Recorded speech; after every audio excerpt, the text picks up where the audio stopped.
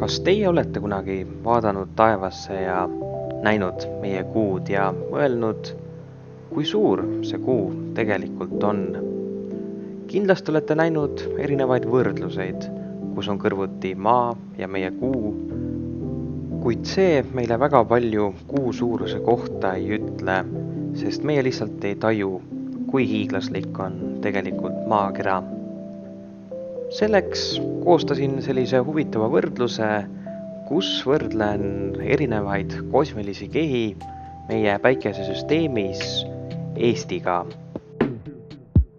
Just nii väikene või siis suur on Eesti riik kuu kõrval.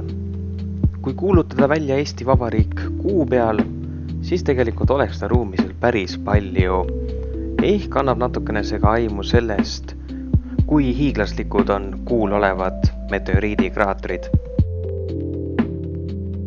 Kui võrrelda Eestit Marsiga, planeedist, mis on väiksem kui planeet Maa, siis tegelikult näeme, et tühja kõrbe leidub seal päris palju ja sinna saaks ikka rajada päris mitu Eesti Vabariiki.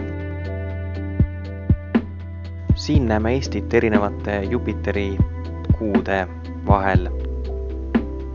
Antud kuud on muidugi suuremad kui meie maa ümber tiirlev kuu. Pluto on väga kaugel päikesest asuv planeet.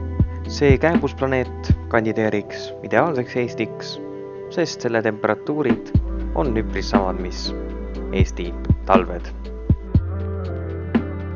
Ceres on Marsi ja Jupiteri vahel asuv väike kääbusplaneet, peaaegu nagu asteroid.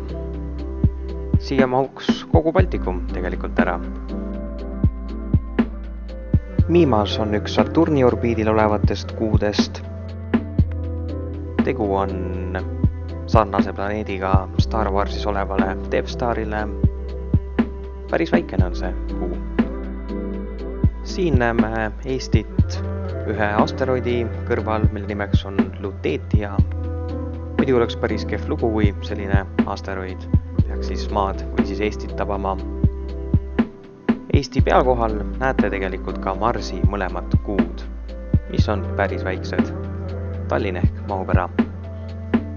Tänan vaatamast!